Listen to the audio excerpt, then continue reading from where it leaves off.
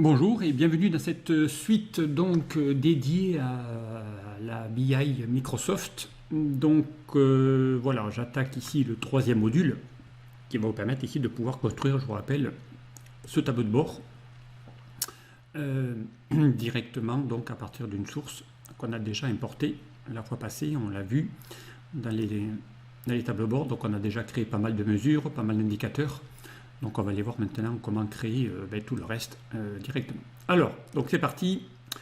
On va pouvoir maintenant créer ce genre de graphique ici. Voilà, donc on va essayer de créer une carte dynamique.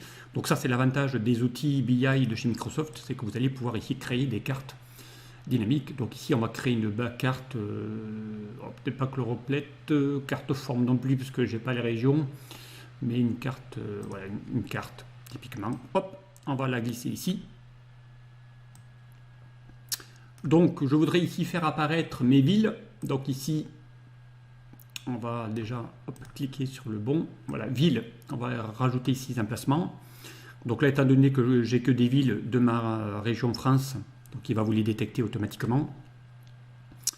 Et il va falloir y mettre des valeurs. Donc ici, on avait créé dans mes mesures mes critères de sélection. Et bien ici, il suffit d'y cliquer. Les critères de sélection directement. Alors, hop, on va y mettre, donc ici, ça sera la taille. Voilà, donc on va y mettre ici la taille des critères de sélection.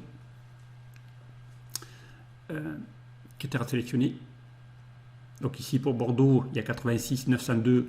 Ici, si je regarde bien, c'est le bon. Si je vais dans Paris, Paris, il a fait des ventes de 74 et 692. Donc ici, si je vais dans Paris, 74 et 72. D'accord. Alors ici, je pourrais y mettre aussi d'autres choses. Ici, dans les infobules, je pourrais y mettre en même temps la marge. Aussi. C'est-à-dire quand vous allez passer ici, dessus, vous avez le critère sélectionné et également la marge pour chacune des villes. Donc on pourrait y rajouter aussi mes profits. Enfin, vous pouvez y mettre tout ce que vous voulez. Peu importe. Donc, et là pareil, donc là ici j'ai pour les achats, j'ai pour les profits, que pour du trimestre 3, voilà, de l'année 2019, voilà ici encore une fois, j'ai des données qui apparaissent directement. Ok.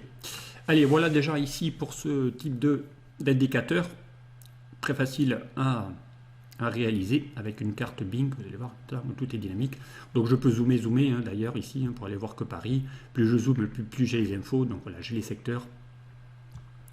Et ça va normalement se recadrer automatiquement dès que je vais recliquer sur ma carte. Voilà, ici je peux avoir que Bordeaux. Si je clique ici dans Bordeaux, poum, il va faire un zoom sur Bordeaux. Je clique sur Lyon, là, hop, la carte va faire un zoom sur Lyon. Voilà, donc ça c'est vraiment dynamique.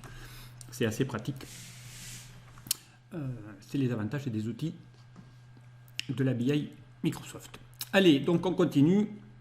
On va créer maintenant, lui, l'évolution des ventes ou des achats ou des profits par date, en mettant ici un graphique.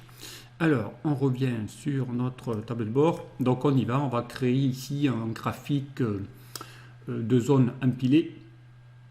Voilà, hop, on va en créer un nouveau qu'on va glisser là. Donc, évidemment, ici, j'ai besoin de mettre dans mon calendrier, prendre mes dates. Ça, ce sont mes axes. Voilà, valeur, ok. Jour.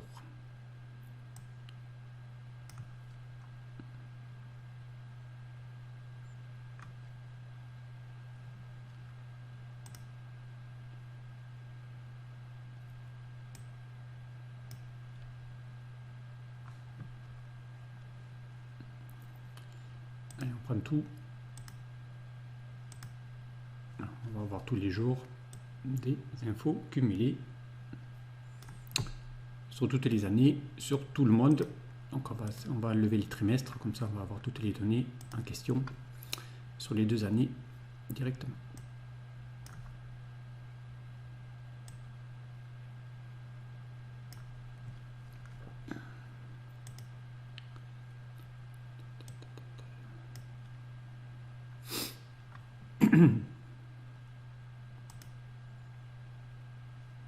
On va lui enlever les hiérarchies, on va mettre date, hein, comme ça on les aura toutes. Voilà, donc on ne va pas lui laisser que le choix de mettre que les jours. On va lui mettre ici les dates directement avec tous les jours. Donc là pareil, hein, j'ai mes ventes maintenant, mes ventes. Hein. Enfin, ici c'est mes profits. Hein. Si je vais dans achat, j'ai que les achats. Si je vais dans vente, j'ai les ventes. Voilà, ici j'ai tout le monde. Et en fonction ici de là où je me place, j'ai mes critères jour par jour, date par date. On voit ici qu'on a fait beaucoup de ventes. Voilà, ce jour-là, le 6 mars 2018, et ainsi de suite. Donc on a ici l'évolution des ventes directement. Donc on va aller voir après comment personnaliser ces graphiques-là directement. Allez, donc ça c'est bon. Allez, ici, on va essayer de changer un petit peu les formats des segments. Alors, là il y a un petit bug, hein. Enfin c'est pas un petit bug, mais ici, on a ici des options ici qu'on n'a pas. Si je me mets ici, voilà, on va essayer de sélectionner ici ce champ-là. Voilà, ça va vous permettre ici de pouvoir sélectionner ici des données dans le général. Ça va vous permettre ici de pouvoir lui enlever des fois des données qu'on ne peut pas avoir en fonction ici de la sélection que je crée.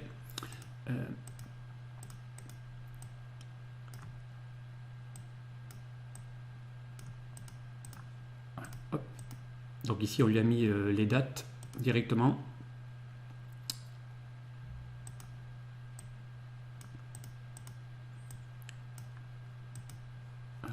Ici, on avait les données qui s'affichent directement. Alors, ici, on va changer un petit peu le format. Alors, on ne va pas lui mettre le curseur. C'est quand même mieux, je trouve. Donc là, c'est les retours à l'année, mais peu importe.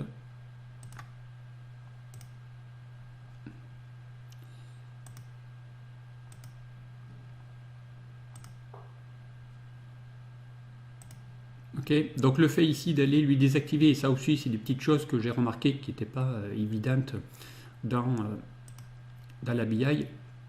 Donc si je me mets ici sur mon segment de nouveau, là ici le fait d'avoir ici dans les options, dans les formats, lui enlever ici les entrées numériques, du coup ça vous propose ici d'avoir ici une liste, soit en liste, soit en liste déroulante. Voilà, cette option qu'on n'avait pas quand on avait enlevé ici, tant qu'on n'avait pas enlevé ici la petite barre qui était dessous. Et l'avantage maintenant, c'est qu'une fois qu'on a mis ce genre de choses, on peut ici lui demander, il y a une nouvelle option qui est apparue dans ce segment, dans les formats, dans le général, qui s'appelle ici, voilà, ici on va pouvoir y mettre des données, voilà, sous ce format horizontal ou pas, ou vertical, donc ça vous permet ici de pouvoir afficher les années de cette façon-là. D'accord. On va faire aussi la même chose. Voilà, ici, il y a un nouveau champ ici qui s'appelle, maintenant qui est apparu, qui s'appelle orientation, qui n'y était pas tout à l'heure. On va le mettre aussi de fonction horizontale. Moi, je préfère l'avoir comme ça. Ok. Alors, on va réduire. Voilà. Hop, on va le mettre comme ça. Lui, on va le mettre comme ça. On verra après pour les arranger.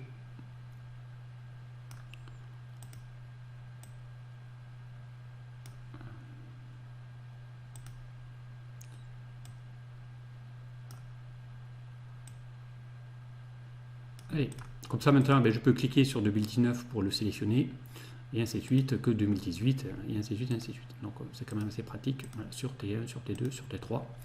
Voilà, ici on a tout le monde, et ici on n'a que 2019, on n'a que 2018. Alors, on va lui faire quand même ici que dans le général, c'est horizontal, et on va lui dire, dans les commandes de sélection, multisélection activée, oui, sélection simple. Donc ici on pourrait lui dire de cliquer sur les années, sur 2009, et ainsi de suite. On peut, contrôle va vous permettre de sélectionner ici plusieurs effets directement. Et on va lui mettre ici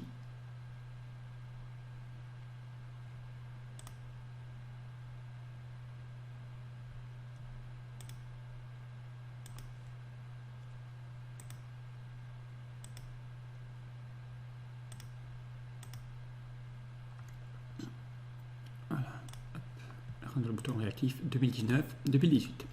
Voilà, donc ici, c'est mieux de les avoir sous ce format-là. Je trouve que c'est plus convivial. Bon, on changera les couleurs après, peu importe. Ici, on a bien ici tout le monde. Voilà, on défiltre. Et ainsi de suite, ainsi de suite. Voilà, donc ici, on a déjà pas mal de choses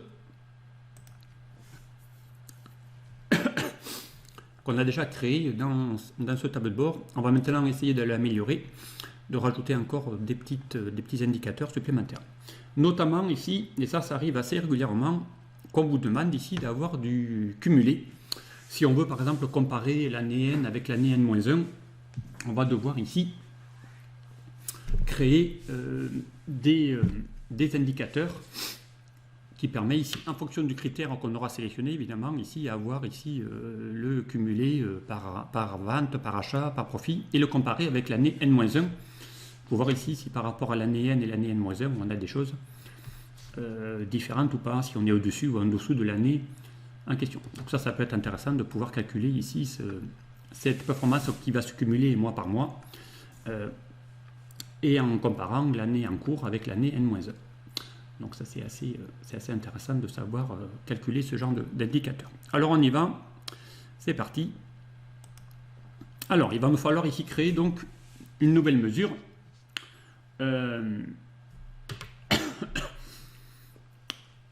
Pour aller voir déjà ici de faire le pourcentage cumulé année par année directement. Donc pour ça, on s'en va dans le critère de sélection, dans les mesures clés, et on va aller créer une nouvelle mesure. Donc on y va, clic droit, nouvelle mesure. Et cette mesure, on va l'appeler voilà, performance cumulée. Ok. Alors, ça va être égal à quoi? Donc là, on va faire appel à des fonctions de type DAX aussi. Et il va falloir qu'il fasse des calculs. Alors, on va chercher une fonction ici qui s'appelle calculate. D'accord? Il va évaluer une expression en fonction d'un contexte. Donc, elle aura besoin d'une expression. Donc, évidemment, ici, mon expression, ça sera mon sélection de mon critère. D'accord?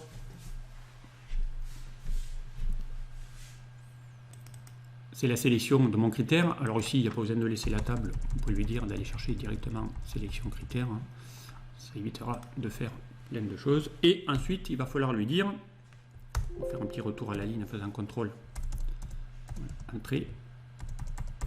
Alors, évidemment, dès que je me mets sur entrée, il va mettre sur la première. Et on va chercher ici, il va falloir qu'il le fasse. Il va falloir que je filtre en fonction ici d'un critère, c'est-à-dire de l'année en cours. D'accord? Et pour ça, on va lui faire, donc on va lui demander de filtrer ça dans, là il vous demande une table, donc là on va lui faire un all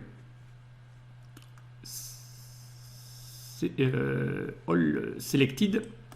On va lui demander de tout prendre, de toutes les lignes, d'accord?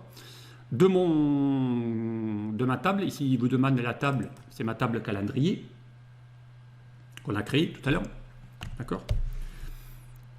On va faire un retour entrée. Et là, on va lui dire,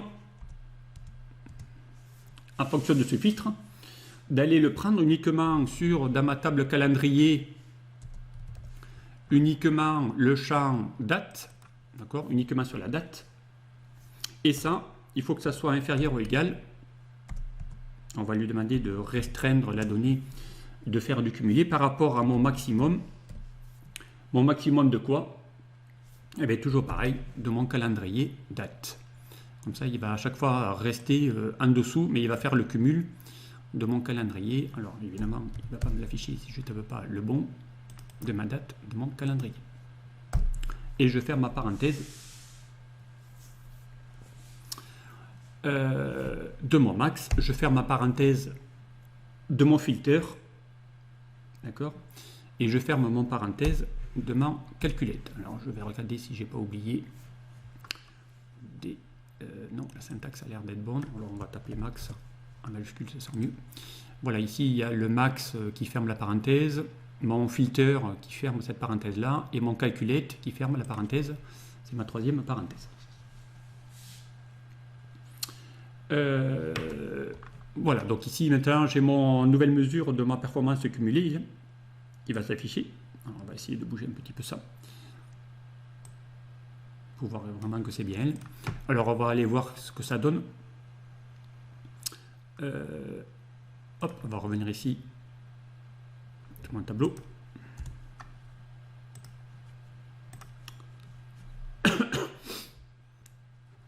Donc si je prends ici, je sais pas moi, on va prendre un petit tableau là.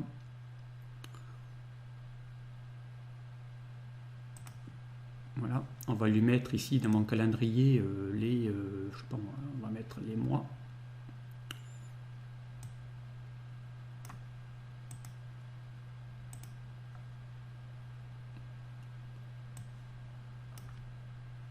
On va y mettre ici mes ventes. Ok. Et pour vous montrer que ce que fait la performance cumulée, pardon, on va le mettre ça ailleurs, on va le mettre dedans, performance cumulée. On va lui rajouter une nouvelle donnée à ma performance cumulée, juste là. Hop, voilà.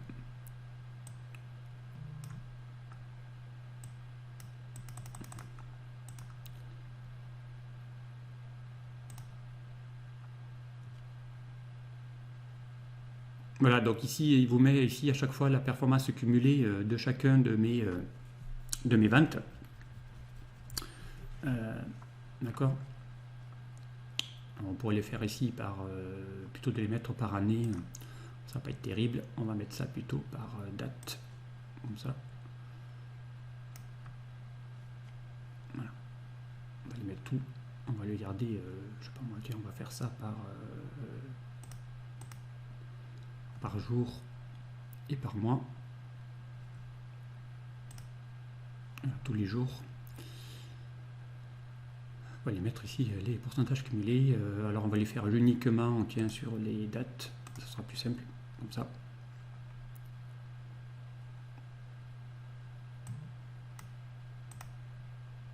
Alors, qu'est-ce que ça fait? Donc ici, évidemment, à la fin, on doit le voir, mais ici, il a commencé par... on va commencer par l'eau, ce sera plus simple. Ça, c'est la première vente que j'ai faite. Donc, elle a fait 16 000. Tant qu'elle n'a pas une deuxième, il ne va pas cumuler. Ensuite, il va chercher la troisième, voilà, et ainsi de suite. Il va cumuler, cumuler, cumuler au fur et à mesure que les dates arrivent. Donc, ça vous permet ici de pouvoir, assez rapidement, de mettre ici par date. Donc, ici, on va lever tout ça. D'accord. On va lui mettre ici le cumulé. Ok. Et on va transformer ça en vente. Ici, on a les ventes cumulées jour par jour. Voilà, sur l'année N directement et sur l'année N plus 1. Voilà, ici, si je veux avoir que l'année 2019, j'ai les ventes cumulées que de janvier 2019 jusqu'à aujourd'hui. Ici, l'année 2018 jusqu'à fin de l'année 2018. Et si j'ai les deux, ben, j'ai les deux, je veux sélectionner tout le monde. Ok. Donc maintenant que j'ai ça,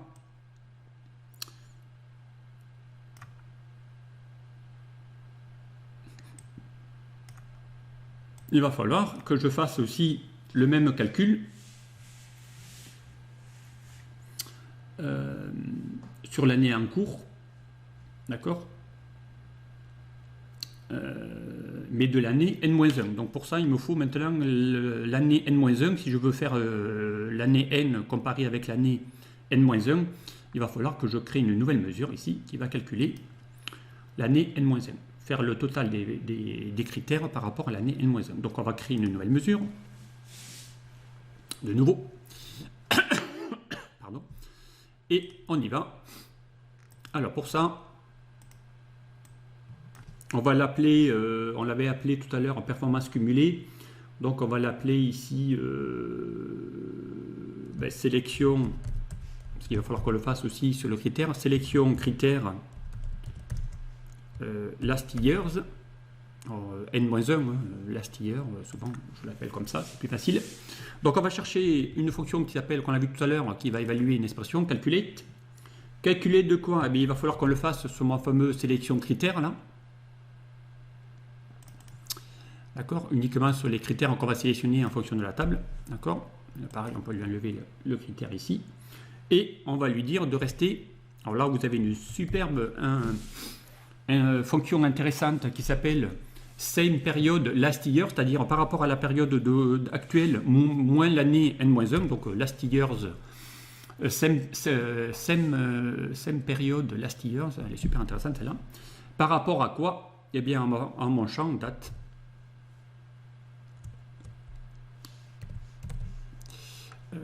D'accord, date qu'on a vu tout à l'heure dans mon champ date. Alors date qui vient de mon calendrier. Alors, on va le chercher parce que le calendrier il a du mal à le trouver. Calendrier date, voilà, de mon calendrier date. Voilà, donc ça c'est intéressant parce que ici on a l'année, on a le calcul par rapport aux critères directs. Okay. Si je reviens ici dans mon petit tableau,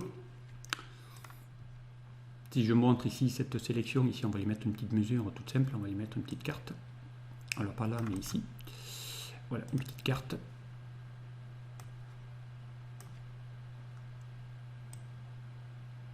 Voilà. Là, j'ai l'année 2018. Enfin là, il n'y a pas l'année 2018, il n'y a pas ici. Ça, c'est les ventes de mon année 2018. C'est l'année de la vente que le trimestre 1. Voilà, ici, ça c'est l'année...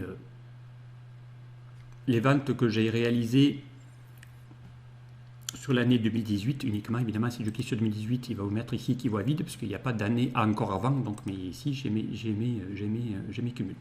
Mais ça, par contre, il faut le faire en cumulé. D'accord? Donc, il va falloir ici qu'on fasse la même chose qu'on a fait tout à l'heure. Donc, ici,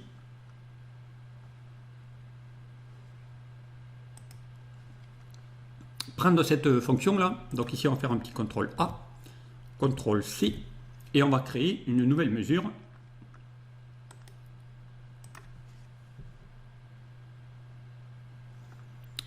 Et ici, on va faire un petit CTRL V. Ici, on va l'appeler last years pour faire l'année n-1. Là, il va falloir qu'il aille chercher non pas sélection critères, mais sélection critères last years qu'on vient de calculer. D'accord? Toujours sur mon calendrier. D'accord? Et toujours par rapport à mon calendrier, moins le max de ma date. Et je valide. Exactement. Voilà, donc là ici, j'ai mes ventes, encore une fois, qui a été créé. Donc lui, il n'y en a plus besoin. Maintenant, si je prends maintenant mes performances cumulées et que je vais rajouter ici le deuxième, mais là, j'ai mes ventes de mon trimestre 1 par rapport à l'année ici N-1 et l'année en cours. Voilà, donc que pour le trimestre 2, que pour le trimestre 3, que pour l'année 2018, mais là il n'y en aura pas évidemment. À partir de 2019, il va commencer à comparer les deux. Voilà, sur tous les trimestres, d'un coup, voilà, uniquement pour Toulouse, voilà, uniquement pour Bordeaux.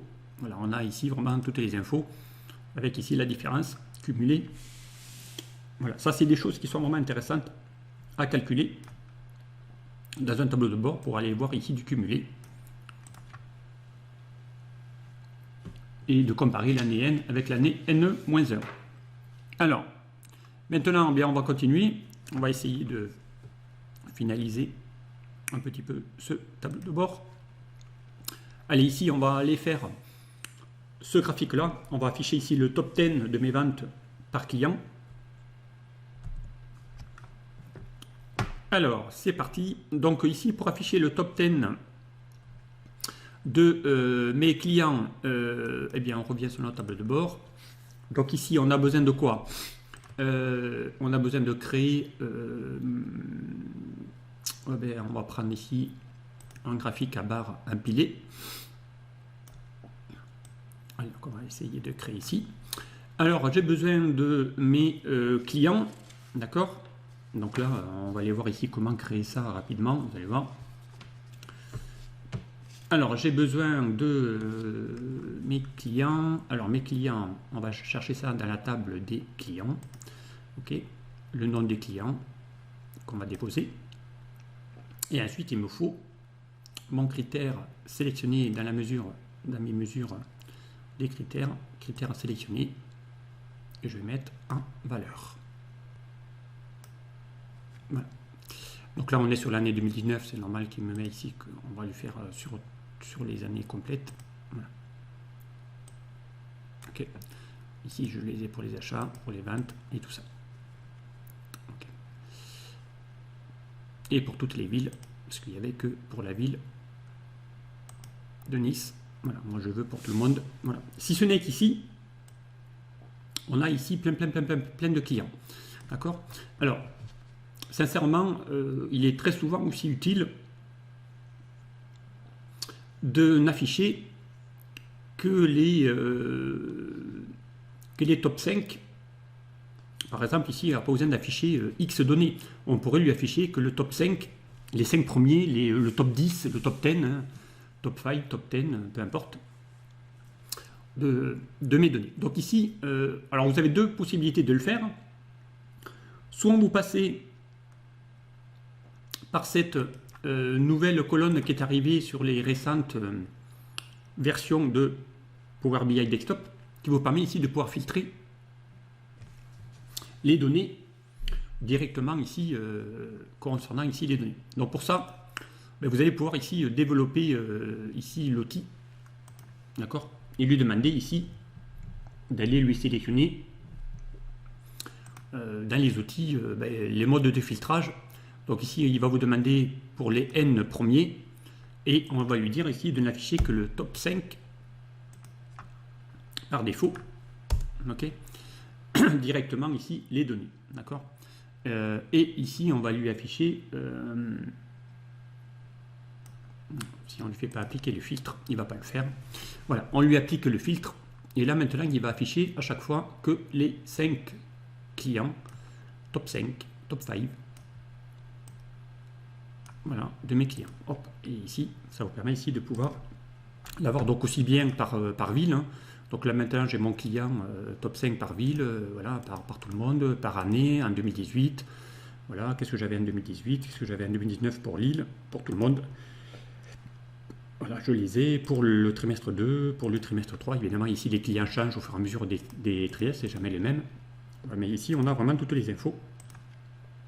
Voilà, ça c'est la version la plus rapide qui vous permet ici de le faire directement par client.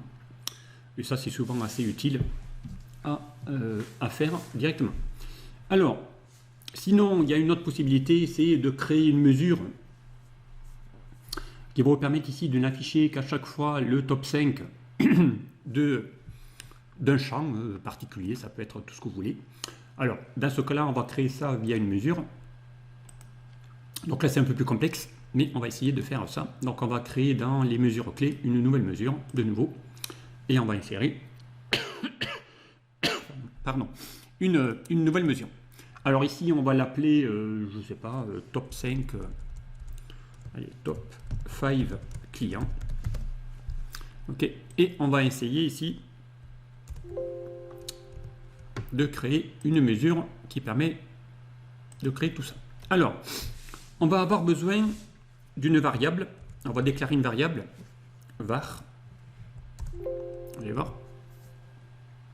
On va l'appeler déjà rang, on va lui dire de définir le rang du client. On va lui donner un nom, cette variable elle s'appelle rang client. Et ici on va chercher une instruction qui s'appelle value, évidemment avec S, parce qu'il y en a plusieurs. Et on va chercher ça, il vous demande une table ou une colonne. Donc ici eh c'est la table des noms des clients. Ici on va l'appeler nom client, il faut qu'il aille chercher le top 10 des noms des clients. Ok. Ensuite, on va lui demander de déclarer une deuxième variable qui, elle, va s'intituler rang, on va l'appeler rang sélection. Voilà. Et on va lui dire ici, moi je ne veux afficher que les 5 premiers. Ici, vous aurez pu afficher le top 10 en lui disant 10 et ainsi de suite. Alors, eh bien, une variable, il faut qu'elle retourne un résultat. Donc, on va mettre l'instruction return. Et à partir de là, on va lui dire de faire le fameux calculate. Et on va lui dire de calculer quoi? Mon critère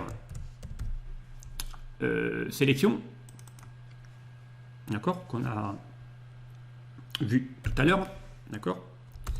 Ensuite, il va vous demander ici il va falloir lui dire de le faire que dans certains endroits. Donc on va utiliser encore une fois l'instruction filter qui est vraiment intéressante. Il va lui demander ici sur quel tableau. Dans le tableau rang client, c'est la variable qu'on vient de déclarer. Hein. Donc ici, il va le filtrer sur la valeur des noms des clients. D'accord. Et ensuite, l'expression. Et là, eh bien, on va falloir lui dire d'aller chercher une instruction qui s'appelle rank, pardon, rank X, où là, qui va retourner par rapport à un rang bien spécifique. On va lui dire de prendre tous les... Et là, il va vous demander de chercher le nom d'une table. Donc ici, c'est ma table client. D'accord. Mais par contre, il va devoir aller chercher une expression. Donc l'expression, on a vu que c'était mon expression toujours pareil, sélection critère. D'accord. On va lui dire dans la sélection critère, je ne sais pas comme je ne suis pas trompé, all sélection critère. Oui, on n'a pas besoin. D'accord. L'ordre, on va lui dire de faire ça en ordre descendant pour qu'il me le trie directement. Ok. Et ça, eh bien, il faut que ça soit inférieur ou égal. On va lui dire de ne garder que les 5 premiers. Donc ici, on va chercher le fameux rang sélection qu'on a cliqué. Donc l'avantage de faire, et je ferme deux parenthèses, une pour mon rank et une pour mon all. Voilà, l'avantage de ça, c'est que demain, je peux changer, mettre le top 10. Les variables me permettent de stocker une donnée variable, du coup, et du coup, de changer. Si je veux avoir le top par région, le top 5 par produit, je peux assez facilement créer, faire un duplicata de cette fonction et de le faire directement. Donc je valide. Donc normalement, s'il n'y a pas d'instruction voilà, complexe, c'est bon. Et si je reviens dans mon tableau, et ici que à la place de mon critère sélection ici, je peux lui mettre maintenant eh bien, le top 5 directement. D'accord. Donc ici, dans valeur, je vais lui mettre non pas le critère, mais je peux lui dire d'aller afficher maintenant le top 5 endroits différents, top 5 valeurs. On va y arriver. Alors, je ne vais pas me les mettre dans mon valeur légende. Nom client, on est bien dans lui. Alors, on va aller voir déjà si ça refonctionne bien. On va aller voir ici déjà si j'ai bien mon top 5 de mes clients. On va lui afficher dans lui, on va lui afficher le nom des clients.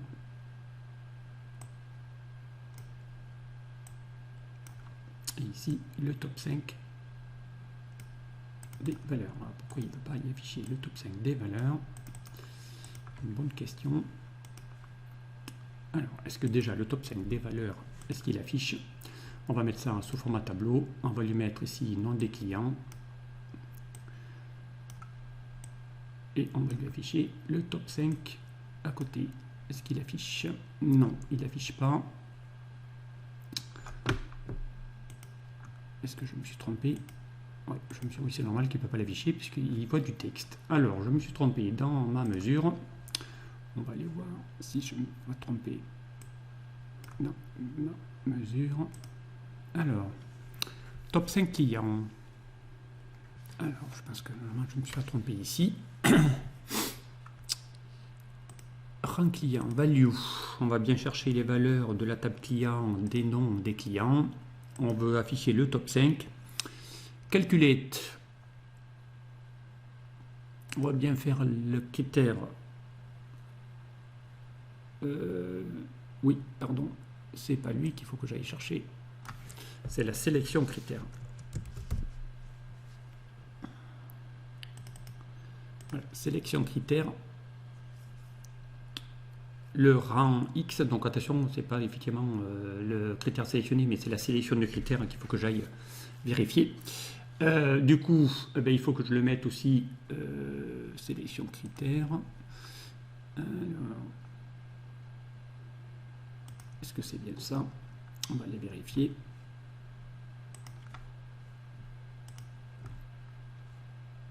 Là, il actualise. Voilà, maintenant j'ai des données. Donc voilà, évidemment, si je n'avais pas cherché le bon champ, j'avais cherché le champ ici, critères, sélection. Alors c'est bien le champ, les valeurs qu'il faut que j'aille chercher. Donc maintenant, eh bien, je peux mettre ça en, hop, voilà, top 5. On va transformer ça, pardon, pas lui. Non, voilà, heureusement qu'on a toujours les contrôles. Voilà, c'est lui que je dois changer. Bon, ça aussi, faites-y attention, mais quand vous êtes en train de changer ici les visualisations, vérifiez bien sur quel bloc vous êtes.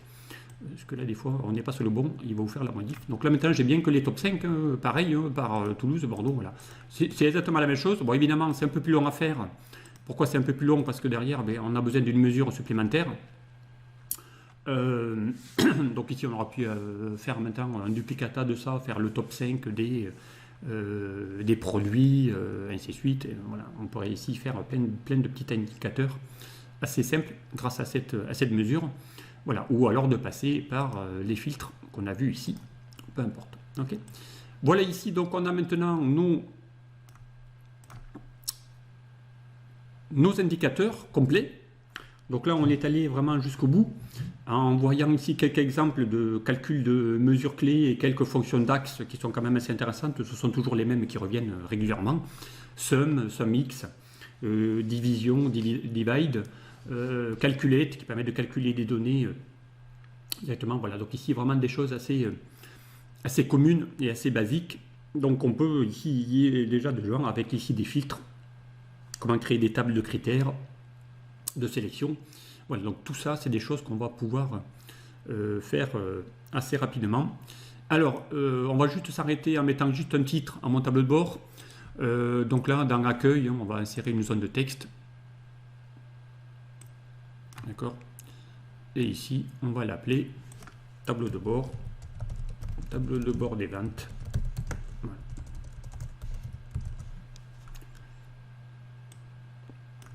Donc là, on va aligner. Voilà, ici, on a des mesures. On va mettre ça en gras. Allez, on peut mettre ça en bleu. On verra après pour l'esthétique.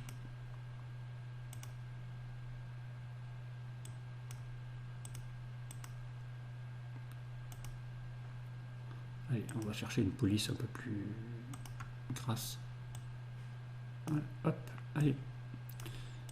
Et cette zone de texte, on va la positionner quelque part, si j'arrive à la sélectionner. Voilà. Hop, tableau des ventes. Bon, on aurait pu chercher un logo, hein, peu importe.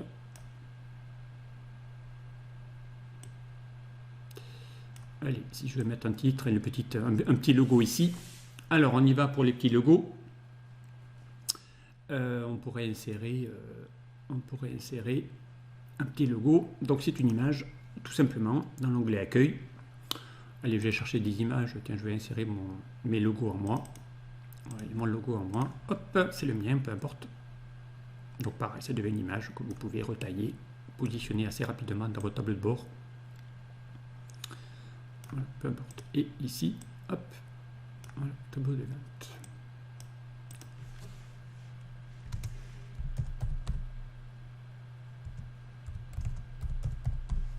Allez, pourquoi pas. On va faire un petit tableau de vente un peu plus costaud.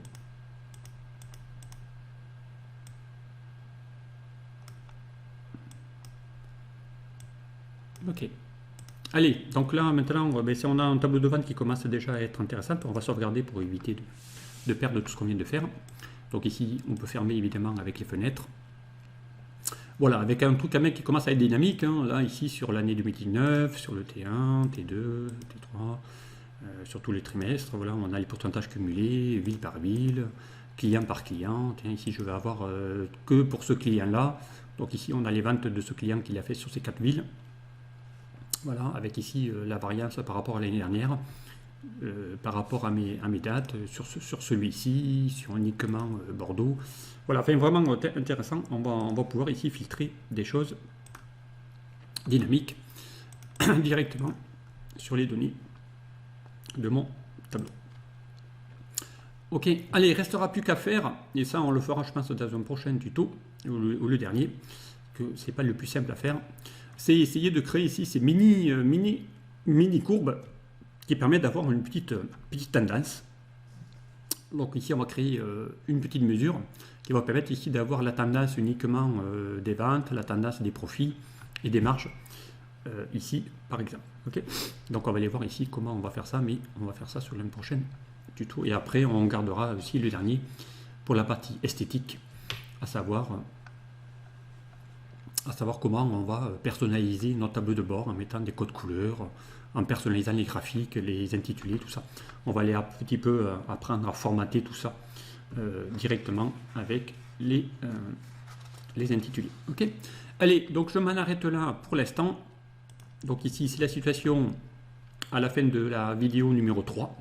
Et puis on se retrouve juste après pour la suite. À tout à l'heure.